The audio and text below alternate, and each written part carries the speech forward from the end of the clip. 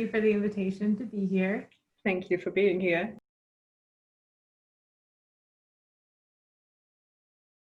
So Lindsay is from the US and she's doing a PhD in chemistry, and she's going to finish soon, and she's a PhD candidate from Max Planck Gesellschaft. How did you decide to do a PhD in Germany? I think it's always good to broaden your horizons and see how you fit in other areas and other cultures.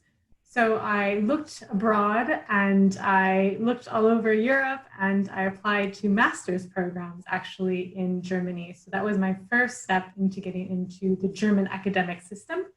And I looked specifically for programs that were offering courses in English. And I ended up joining the master's program in polymer science. And that was actually in Berlin. And it was an international program with 4 universities. So that was, I guess, my first sort of introduction into going to Germany to do a master's. And after that, I decided that I generally really enjoyed my time here. And I was, to some extent, you could say, already in the system. And so I decided to pursue a PhD. So what I actually did was I contacted a lot of the professors at the institutes or in the groups that people were at. And I just asked them if they had any opening positions. And if so you knew that you wanted to stay in Germany. Correct, yeah. At that point in time, after my master's, I knew that I was very interested in staying in Germany. But although I had a degree from a German university, I was still, I guess you could say, applying as an international in all of these portals. And especially when it comes to the language barrier, yes, can speak German, but still looking for more international cities. I'm trying to find things that were maybe going to fit my needs. And I'm fortunate because my master's was in polymer science, so it was broad enough that I had a lot of opportunities to look for a PhD program in many different cities.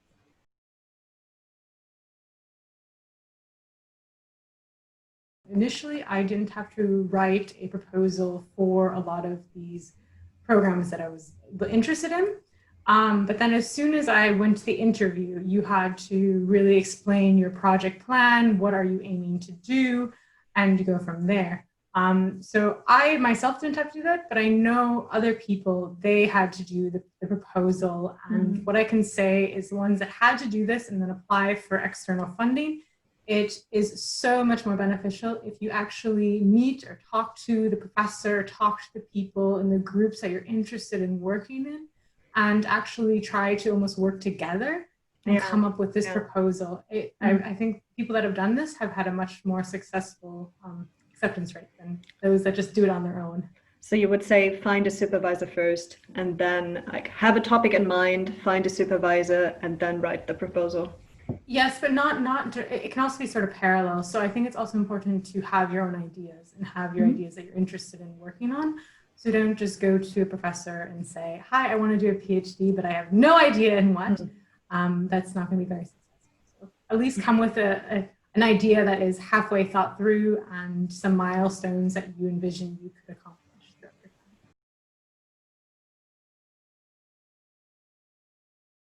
When I first started, I was on a scholarship or a stipend, and I remember that there was a bit of a hesitation with being on a scholarship or a stipend because there are pros and cons, but being an American citizen, I was a bit hesitant with being on a stipend because we still have to file taxes if we are abroad, and I was worried about this whole complication, which in the end, it would have been fine. But I was fortunate that I was able to transition from a stipend to an actual contract. And that's when I realized that there's different contracts within Germany, and how you are funded can actually play a role into the visa that you as a doctoral researcher can have. And when it comes to my current funding, I am actually funded a mix between the Joachim Herz Foundation, and then also through my graduate school, the Impress UFAST. So that's who I'm sort of funded through at the moment. And what is nice with this is I applied to this graduate school and my funding, and then for this Joachim Herz Stiftung, my funding is sort of taken care of. So I'm not required to apply every year Yeah, that's really nice not to have to always write a report at the end of the year.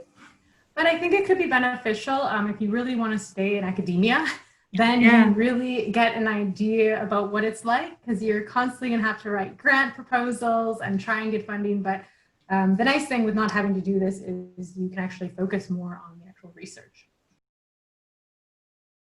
And do you think that you're going to do a postdoc? At this moment, I do not think I will do a postdoc. I think I would prefer to transition to industry. Yeah. However, there are some topics that I think it'd be really nice to improve my skills in these areas. So maybe I would like to do a postdoc to really sort of improve these little gaps. Is there any other advice you have for international applicants or PhD candidates? I know that a lot of countries have scholarship opportunities or stipends or contracts, so you can actually go abroad and do exchanges.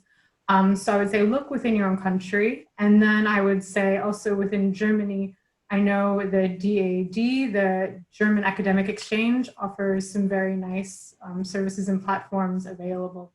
And don't be afraid to reach out and contact the people in the group or even the professor and really explain your ideas. And I would say to those that maybe are before their PhD, if you're doing a master's, try to even do an exchange during your master's in the group that you're interested